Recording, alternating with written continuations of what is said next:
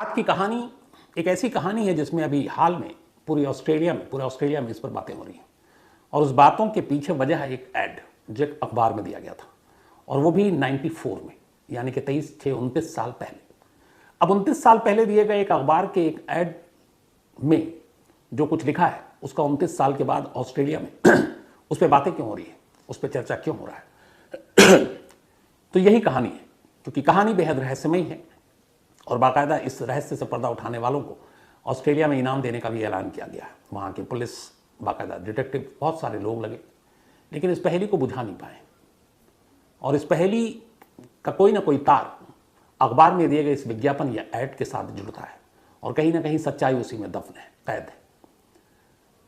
कहानी की शुरुआत होती है 1997 में, यानी कि इस ऐड देने के 3 साल के बाद। ऑस्ट्रेलिया के गोल्ड कोस्ट में एक लेडी रहा करती थी, मैरियन बाटर। मैरियन बाटर एक पढ़ी लिखी महिला, और वहाँ के एक स्कूल में वो टीचर थी। उनकी ज़िंदगी ठीक ठाक थी, सिवाय एक चीज़ के कि उनकी ज़िंदगी में 3 लोग आए। उन्होंने 3 शादी की, लेकिन तीनों ही शादी कामयाब नहीं हो पाई, और इन 3 शादी से उन्हें 2 बच्चे हुए, एक बेटी और एक बेटा। फाइनेंशियली सब कुछ ठीक था, नौकरी थी, 2 बच्चे थे, लेकिन पति का साथ ज़्यादा दिन तक नहीं चला, तीनों ही पतियों का, और तीनों पति फिर अलग हो गए, डिवोर्स हो गया। मैरियन अकेली रहने लगी।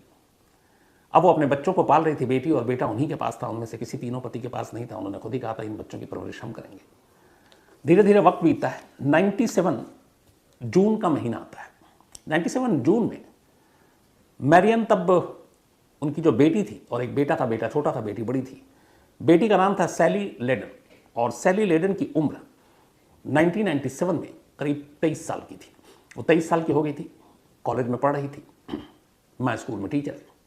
जून 1997 में एक रोज़ अचानक मैरियन बाटर अपनी बेटी सैली से कहती हैं कि मैं बहुत ज़िंदगी में ऊब गई हूँ, कुछ नया चाहती हूँ, और मैं चाहती हूँ कुछ वक्त अपने आप को दूँ, मैं कुछ वक्त अपने साथ अकेले बिताना चाहती हूँ, और मैं लंदन घूमना जाना चाहती हूँ। सैली ने कहा चलो माँ को कम से कम अपने मन की करने का मिलेगा। बेटी ने भी कहा बहुत अच्छा आइडिया माँ, आप घूमिए। तो इसके बाद सैली जो है जून 1997 में स्कूल में जहाँ वो टीचर थी वहाँ से वो रिज़ाइन कर देती हैं, इस्तीफ़ा देती हैं। और इस्तीफ़ा देने के बाद अपनी बेटी और बेटे से मिलकर वो ऑस्ट्रेलिया से लंदन के लिए रवाना हो जाती हैं। लंदन जाने के बाद अब अगले दिन से हर शाम एक रूटीन था, जब मैरियन बाटर अपनी बेटी सैली से फ़ोन पर बात किया करती हैं, अपने बेटे से बात किया करती हैं। यह सिलसिला कुछ दिनों तक चलता रहा, लेकिन फिर अचानक करीब 10-15 दिन बीते होंगे, फ़ोन आना बंद हो गया। सैली को शुरू में लगा कि चलो मम्मा घूम रही हैं, इधर उधर होंगी, वक्त नहीं मिलता होगा, फ़ोन आसपास में कहीं होगा नहीं, तो कोई चिंता की बात नहीं है। तो सैली भी बेफिक्र होकर अपना ऑस्ट्रेलिया में थी। लेकिन धीरे धीरे 4 महीने बीत गए। 4 महीने तक, पहले 15 दिनों को छोड़कर, मैरियन का कोई फ़ोन अपनी बेटी के पास नहीं आया, ना बेटे के पास आया। 4 महीना भी ये हुआ कि चलो माँ लौट आएंगी तब बात करेंगे। लेकिन चौथे महीने में हुआ ये कि मैरियन के बेटे का जन्मदिन था, और बेटे की उम्र भी करीब उस वक्त 18-19 साल थी। इन 18-19 साल में ऐसा एक भी बर्थडे नहीं बीता था जब मैरियन ने अपने बेटे के साथ बर्थडे ना मनाया हो या उसे विश ना किया हो। बीच में 1-2 बार ऐसा था कि वो ऑस्ट्रेलिया में किसी दूसरे शहर में थी, लेकिन बाकायदा फ़ोन पर उसे विश किया। तो 18-19 साल का हर जन्मदिन माँ और बेटे ने साथ मनाया। लेकिन इस बार जून 1997 में इंग्लैंड जाने के बाद 4 महीने हो गए, और चौथे महीने में बेटे का बर्थडे पड़ा, और मैरियन ने अपने बेटे को बर्थडे के दिन विश नहीं किया। सैली को उम्मीद थी कि 4 महीने बाद इस दिन ज़रूर फ़ोन आएगा। लेकिन जब रात हो गई, तारीख बदल गई, बेटे का बर्थडे बीत गया, तब सैली को पहली बार चिंता हुई कि माँ जो हमेशा अपने बेटे को इतना मानती है और उसका बर्थडे कभी मिस नहीं करती, उसकी बर्थडे की खासतौर पर तैयारी करती है, ऐसी क्या बात हो गई कि उसने अपने बेटे को भी बर्थडे पर फ़ोन नहीं किया। अब यहाँ से उसकी परेशानी शुरू हुई। इसके बाद उसने पता लगाना शुरू किया जिस ट्रैवल एजेंट के थ्रू, अब उसे भी कोई जानकारी नहीं। फिर इसने कहा अच्छा चलो मम्मा के बैंक से पता करते हैं। अब जब उसने पता करना शुरू किया तो अजीब अजीब चीज़ें पता चलनी शुरू हुई सैली को। पहली चीज़ ये पता चली कि इंग्लैंड जाने से पहले माँ ने उसका जो मकान था वो बेच दिया, और इस मकान को बेचने की कोई खबर न बेटी को थी न बेटे को थी। अब ये बड़ी अजीब बात थी, क्योंकि मैरियन अपने बच्चों से हर चीज़ शेयर करती थी, लेकिन यहाँ ये है कि पूरी प्रॉपर्टी बेच दी और माँ ने अपने बच्चों को बताया नहीं। दूसरा, फिर वो जब बैंक गई तो पता चला कि इन 4 महीनों में लाखों रुपए बैंक से निकले हैं, और इन 4 महीने में जब वो जिस दिन गई थी उससे कुछ दिन पहले भी पैसे विड्रॉल हुए थे। अब उसे चिंता हुई कि इतने सारे पैसे निकले, घर भी बेच दिया, स्कूल में इस्तीफा दे चुकी है। तो माँ तो ये कह कर गई थी कि लंदन में कुछ दिन घूमेगी, लेकिन ये सारी चीज़ें कुछ और इशारा कर रही हैं। अब सैली को कुछ गड़बड़ का अंदेशा हुआ। वो सीधे पुलिस के पास पहुंची और उसने कहा कि मेरी माँ जून से गई हुई है और अब करीब अक्टूबर नवंबर आ गया और माँ का कोई फ़ोन नहीं, कोई आता पता नहीं, कोई सुराग नहीं है, और उन्होंने घर बेचा, इस्तीफ़ा दिया और बैंक से उनके बहुत सारे पैसे लगातार निकल रहे हैं। तो मुझे डर है उनके साथ कुछ अनहोनी ना हो गई हो। ऑस्ट्रेलियन पुलिस ने कहा ठीक है। उन्होंने मामले को दर्ज किया और तलाश शुरू की। लेकिन फिर ऑस्ट्रेलियन पुलिस ने भी अपनी तफ्तीश के दौरान इधर उधर जिन्होंने घर बेचा वहाँ गए, स्कूल गए और फिर बैंक पहुँचे। जब बैंक पहुँचे और बैंक के ऑफिशियल से बात की तो बैंक वालों ने कहा कि ये जो भी ट्रांजेक्शन हुआ है, जो विड्रॉल हुए, वो किसी थर्ड पर्सन ने नहीं किया, बल्कि जो अकाउंट होल्डर उन्होंने किया है और हमें इसमें कोई शक भी नहीं है। तब ऑस्ट्रेलियन पुलिस को लगा कि ये जो माँ है वो अपने आप पैसे निकाल रही है, अपने ऊपर खर्च कर रही है। फिर पुलिस ने कहा कि शायद माँ जो है वो अपने बच्चों से खुद ही दूर रहना चाहती है, अपनी ज़िंदगी ऐश से जीना चाहती है, इसलिए प्रॉपर्टी बेचकर पैसे खर्च कर रही है और इन चीज़ों से वो बच्चों को कोई चीज़ बताना नहीं चाहती है। तो माँ अपनी मर्जी से अपने बच्चों से अलग है। ये मानते हुए ऑस्ट्रेलियन पुलिस ने जो मिसिंग है उसकी कोई मिसिंग पर्सन में उनका एक रिकॉर्ड होता है, एक केस दर्ज किया जाता है, तो उनका नाम मिसिंग पर्सन में नहीं रखा मैरियन का और कहा कि वो अपने आप गई, अपनी मर्जी से गई हैं, शायद आप लोगों से दूर रहना चाहती हैं और वो अपने आप लौट आएंगी। अब यहाँ पर सैली को बड़ा झटका लगा। उसे लगा कि ऐसी क्या बात हो गई कि माँ मुझसे और मेरे भाई से, दोनों से अलग। तो उसने पुलिस से रिक्वेस्ट की, लेकिन पुलिस ने कहा कि देखिए हमारे पास जितनी भी इन्वेस्टिगेशन में चीज़ें आई उससे ही पता चल रहा है कि वो अपनी मर्जी से गई और आप लोगों से शायद दूर रहना चाहती हैं। अब सैली को भी फिर दिमाग में ये सारी बातें आने लगी कि शायद पुलिस वाले सच कह रहे हैं, माँ हम लोगों से ऊब गई हो, अलग ज़िंदगी अपना गुजारना चाहती हो। धीरे धीरे वक्त बीतता गया, पुलिस ने भी इस केस में कुछ किया नहीं। इधर महीने साल में बदले, फिर सैली की शादी हो गई। शादी के बाद सैली के 2 बच्चे हो गए। उधर थोड़ा और वक्त बीता, कोई फ़ोन नहीं आ रहा माँ का। अब सैली के फादर यानी कि मैरियन के हस्बैंड की डेथ हो गई, तब भी कोई फ़ोन नहीं। हस्बैंड के डेथ के कुछ वक्त के बाद मैरियन के बेटे ने, इकलौते बेटे ने सुसाइड कर लिया, तब भी कोई खबर नहीं आई। फैमिली में 2 मौत हो गई, बेटी की शादी हो गई, बेटी के शादी के बाद बच्चे हो गए, लेकिन माँ की कोई जानकारी नहीं। धीरे धीरे वक्त गुजरता गया। 97 से अब 2009 आ गया, मतलब करीब 12 साल हो गए। इन 12 सालों में पूरी दुनिया बदल चुकी थी सैली की। माँ गायब थी, पिता की मौत हो गई, भाई ने खुदकुशी कर ली, खुद वो 2 बच्चों की माँ बन गई, लेकिन उसकी अपनी माँ का कोई अता पता नहीं। उसे लगा कि इस मामले में पुलिस के पास जाना भी अब बेकार है, क्योंकि पुलिस ने कभी मिसिंग पर्सन की फाइल में नाम तक नहीं लिखा। लेकिन उसे ये था कि उसे बस एक सवाल का जवाब चाहिए था कि आखिर मेरी माँ हम लोगों को यूं छोड़कर क्यों गई? हम लोगों ने क्या गलती की जो उसने अपने बच्चों से दूरी बना ली, घर बेच दिया, नौकरी छोड़ दी, तमाम पैसे जो है वो मोटी मोटी रकम बैंक से निकाल रही है और पुलिस कह रही है कि वो शायद आप लोगों के साथ रहना भी नहीं चाहती है। और पूरी ज़िंदगी जब तक माँ और बेटी साथ रहे, बेटा साथ रहा, तो कभी ये एक पल को भी फील नहीं हुआ कि ऐसा कुछ हो सकता है। ये जो जिस फादर की डेथ हुई बाप की, उससे ही दोनों बच्चे पैदा हुए थे, जो लास्ट हस्बैंड था मैरियन का। तो उसे लगा कि हमारा जो रियल बाप था उसकी मौत की भी खबर शायद मिली हो, तब भी नहीं आई। बेटे की खुदकुशी की खबर तब भी नहीं आई। तो माँ के साथ ऐसा क्या हुआ या हम लोगों ने ऐसा क्या किया कि उसने हम सबको छोड़ दिया? अब वो जब खुद 2 बच्चों की माँ बन गई तब उसे इस बात का और ज़्यादा ज़ोर से एहसास होने लगा कि एक माँ और माँ का प्यार क्या होता है। उसने ठान लिया 2009 में कि अब चाहे कुछ हो जाए, मैं अपनी माँ को खुद ढूंढूंगी, चाहे पुलिस ढूंढे ना ढूंढे। और मुझे इन सवालों के जवाब चाहिए एक बार माँ से आमने सामने बैठकर कि उसने हम सबको यूं क्यों अकेला छोड़ दिया और क्यों खुद कहीं गुम हो गई। अब सैली ने एक डिटेक्टिव को हायर किया। उसके हस्बैंड ने भी इस काम में उसकी मदद की और उसने डिटेक्टिव को सारी बातें बताई। डिटेक्टिव ने कहा ठीक है। अब वो लग गया 1997 में गायब हुई मैरियन की तलाश में।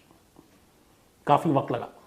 एक रोज़ डिटेक्टिव कुछ इन्फॉर्मेशन के साथ सैली के सामने आता है और जो चीज़ें बताता है, पहली बार सैली के पैरों तले ज़मीन खिसकती है। उसे लगता है कि ऐसा हो नहीं सकता, लेकिन उसने प्रूफ रखे सामने। उसने कहा कि तुम्हारी माँ जब जून 1997 में लंदन गई थी, उसके कुछ महीने के बाद ही ऑस्ट्रेलिया लौट आई थी। ऑस्ट्रेलिया आने के बाद उसने अपनी सच्चाई दुनिया से छुपाई। उसने यहाँ आने के बाद अपना नाम चेंज कर लिया। मैरियन बाटर से उसने नया नाम रखा फ्लोराबेला नतालिया मैरियन रिमेकेल। तभी उसने अपना नया नाम रखा था। इसके अलावा उसने ये भी कहा कि वो जून में गई थी और अगस्त में ऑस्ट्रेलिया लौट आई थी। अगस्त में लौटकर आने के बाद उसने अपने आप को यहां दिखाया था कि वो लग्जमबर्ग में रहने वाली एक हाउसवाइफ है और यहीं पर अब वो एक नए नाम के साथ रहने लगी। अब जब ये सारी चीजें आई और उससे जुड़े हुए कुछ कागजात दिखाए गए इस नाम के साथ, तो वो हूबहू मैरियन से मिल रहे थे। अब सैली को कोई शक नहीं था कि डिटेक्टिव सच बोल रहा है, लेकिन सवाल यह है कि उसने अपना नाम क्यों बदला, अपनी पहचान क्यों छुपाई और वापस ऑस्ट्रेलिया में आकर रही और अपने बच्चों से दूर क्यों रही? इसकी वजह क्या हो सकती है? अब उसे यह था कि किसी भी कीमत पर अपनी मां का पता लगाना है इन नई पहचान नए नाम के साथ। तो जब ये सारी चीजें हुई, पुलिस के पास गई, फिर पुलिस ने कहा कि हम इसमें कुछ नहीं करेंगे क्योंकि वो अपनी मर्जी से गई हैं। अब डिटेक्टिव ने ये सारी जानकारी तो दे दी थी। तभी पता चला कि ऑस्ट्रेलिया में एक क्राइम पॉडकास्ट जिसपे तमाम क्राइम की खबरें, ये कहानियां सुनाई जाती हैं। तो सैली हर तरफ से परेशान थी। डिटेक्टिव ने सारी खबर दे दी, पुलिस ने मदद नहीं की। सैली को लगा अब क्या करे, तो उसे पता चला कि एक यहां पर ऑस्ट्रेलिया का एक क्राइम पॉडकास्ट है जहां पे इस तरह की स्टोरीज को सुनाया जाता है। उसने उस क्राइम पॉडकास्ट को कांटेक्ट किया और अपनी मां की कहानी सुनाई। पूरी कहानी जब सुनी तो क्राइम पॉडकास्ट वालों को भी लगा कि ये बहुत ही मिस्टीरियस है। उन्होंने फिर पूरी कहानी को लोगों को तक पहुंचाया और इसका नाम दिया था द लेडी वैनिशेस, जो गायब हो गई। तो जब ऑस्ट्रेलिया के क्राइम पॉडकास्ट पर मैरियन की कहानी उसकी बेटी सैली की जुबानी लोगों ने सुनी तो सभी चौंक गए कि ऐसा कैसे हो सकता है, एक मां अपने बच्चों को छोड़कर यूं गायब हो सकती है और वापस ऑस्ट्रेलिया में आए और फिर भी ना अपने बच्चों से मिले, अपना नाम बदल कर रहे, पहचान बदल कर रहे, ऐसी क्या वजह है? तो वो जो मोटिव और मकसद और जो वजह है, लोगों को वो अपील कर रहा था कि आखिर एक मां ऐसा क्यों कर सकती है। और एक बेटी इधर जिसके मन में ये सवाल है कि आखिर उसकी मां ने उन लोगों को क्यों छोड़ा, उसका उसे जवाब चाहिए था। तो जब ये क्राइम पॉडकास्ट पर खबर आई तो इस स्टोरी ने फिर एक बार जोर पकड़ लिया। हर तरफ इसकी बातें होने लगी। अब जब बातें होने लगी फिर न्यूज़पेपर में खबरें छपी। अब पुलिस के ऊपर प्रेशर आ गया कि आखिर एक ऐसा केस, क्योंकि इसमें पुलिस की भी पोल खोली गई थी कि कंप्लेन किया था बेटी ने, लेकिन पुलिस वालों ने मिसिंग पर्सन तक की रिपोर्ट में उसका नाम नहीं डाला। तो पुलिस के ऊपर आया कि एक बेटी अपनी मां की तलाश कर रही है, वो भी अकेले, ये क्या सिस्टम है, आपको उसकी इस तलाश में मदद करनी चाहिए। तो जब आवाज़ उठी अलग अलग प्लेटफॉर्म से, तब फिर ऑस्ट्रेलियन पुलिस प्रेशर में आई। 2019 में फिर ऑस्ट्रेलियन पुलिस ने तय किया कि वो इस केस की दोबारा तफ्तीश करेगी। अब उन्होंने मिसिंग पर्सन में नाम डाला मैरियन का और इसके बाद लग गई जांच में। जो डिटेक्टिव ने सारी अब तक सारी चीज़ें थी वो उनके पास आई। अब जब ये सारी चीज़ें आई, उस वक्त नाम आई कि उसने अपना नाम वाम बदल दिया था। तो इस तफ्तीश के दौरान एक शख्स का नाम पहली बार पुलिस के सामने आया। इस शख्स का नाम था रिक ब्लम। रिक ब्लम एक करीब 83 साल की उम्र का शख्स। और जब इसकी कहानी आई तो कहीं ना कहीं रिक ब्लम का नाम इसलिए आया कि यह मैरियन को जानता था। अब कैसे? तो उसमें पहले रिक ब्लम के सामने कहानी आई। कहानी ये थी कि ये एक ऐसा शख्स था जो अकेली औरतें थीं ऑस्ट्रेलिया में जो रहती थी, उन्हें अपने प्यार के जाल में फंसाता था, कुछ लोगों से शादी भी करता था और फिर उनके सारे पैसे लूट कर निकल लेता था। नाम और हुलिया बदलने में यह माहिर था। तो इसने कम से कम 17 बार तो अपने नाम बदले होंगे और इस दौरान में करीब न मालूम अनगिनत कितनी ही ऐसी औरतों को जो सिंगल थीं, अकेली थीं, अपनी फैमिली से अलग रहती थीं, उनको अपने जाल में फंसाया और फिर उनको लूटा, उनसे दोस्ती की और फिर निकल भागा। तो जब रिक ब्लम, चूंकि पुलिस के रिकॉर्ड में ये था और चूंकि जो एज थी सैली की मां की वो बड़ा फिट बैठ रही थी कि इसके शिकार जो थे रिक ब्लम के वो उसी एज की औरतें होती थी। तो पुलिस ने रिक ब्लम के ऊपर नजर रखी, उससे पूछताछ शुरू की। फिर उस दौर में लौटी जब 97 में यह गायब हुई थी। तो जब रिक ब्लम से पूछताछ हुई और तस्वीर दिखाई गई, उसने कहा मैं जानता हूं मैरियन को और मैं मिला हूं। अब इसके बाद पुलिस ने और गहराई से तफ्तीश की। तो जब गहराई से तफ्तीश की तो पुलिस के सामने एक 1994 का एक ऐड आया सामने अखबार में, जो रिक ब्लम से पूछताछ के बाद उसके घर से ही मिला। एक अखबार में एक ऐड दिया गया था। उस ऐड में वन लाइनर ऐड था। ऐड में लिखा हुआ था single, tall, dark, sober and non smoker, यानी अकेली, लंबी, थोड़ी डार्क कलर, अच्छे नेचर की और नॉन स्मोकर जो सिगरेट ना पीती हो, looking for a relationship with a view to marriage, मतलब एक रिश्ते के लिए चाहिए और ये भी है कि शायद शादी भी करने आगे चलकर। तो ये एक वन लाइनर ऐड छपा कि single, tall, dark, sober and non smoker, looking for a relationship with a view to marriage. अब जब ये पुलिस के हाथ में ये ऐड मिला 1994 के एक अखबार में छपा हुआ, तो उन्होंने रिक ब्लम से पूछा तो पता चला कि पुलिस की तफ्तीश के बाद कि इस ऐड को देखकर खुद सैली की मां ने अप्रोच किया। सैली की मां मैरियन, 3 शादी हो चुकी थी, तीनों नाकाम, बच्चे बड़े हो गए थे। उसे लगता था कि उसका कोई अपना साथी हो, और इस ऐड को देखकर और फिर रिक ब्लम से मिलकर वो उससे काफ़ी प्रभावित हो गई। तो पुलिस का कहना है कि इस ऐड के बाद मैरियन ने रिक ब्लम को अप्रोच किया और दोनों मिले। लेकिन यहाँ पे एक इशू और था कि मैरियन 97 में गायब हुई, जून में। ऐड अखबार में 1994 का था। इसका मतलब है कि 3 साल से वो रिक ब्लम को जानती थी और उसने इस बारे में अपने घर वालों में किसी को, अपनी बेटी बेटा किसी को नहीं बताया। और खुद इस बात की गवाही सैली ने दी कि कभी उसकी माँ की ज़िंदगी में कोई चौथा आया, क्योंकि बच्चों का ये कहना था कि हमें तो खुशी होती, 3 बार शादी हो चुकी थी, नाकाम थी, लेकिन इस उम्र में अगर माँ को कोई साथी मिले। लेकिन मैरियन ने ये बात अपने फैमिली से भी छुपा कर रखी। तो अब जो पुलिस की तफ्तीश हुई उसमें यह था कि इस ऐड के बाद मैरियन मिली रिक ब्लम से, और फिर शायद रिक ब्लम ने उसके जो सारे उस वक्त फिर मकान जो बेचे जाने से पहले उसके जो पैसे निकले सब कुछ, वो रिक ब्लम ने उसको उसी तरह से लूट लिया जैसे बाकी औरतों के साथ उसने किया। लेकिन रिक ब्लम ने इन सारे इल्ज़ामों को खारिज कर दिया। उसने कहा हाँ मैं जानता हूँ, हम मिले भी थे, लेकिन हमने शादी नहीं की। लेकिन उसके बाद वो कहाँ गायब हो गई मुझे नहीं मालूम। और ऐड के बारे में भी उसने ये कहा कि हाँ ये ऐड मैंने दिया। इस बात पे भी वो एग्री कर गया कि मैंने कई बार अपने नाम बदले हैं, नाम बदल बदल कर ऐड दिया है। और 1994 से मैं मैरियन को जानता था, लेकिन उसकी गुमशुदगी में मेरा कोई हाथ नहीं है। अब 83 ईयर ओल्ड रिक ब्लम इस वक्त ऑस्ट्रेलिया में है। पुलिस हर तरफ से पूछताछ कर चुकी है।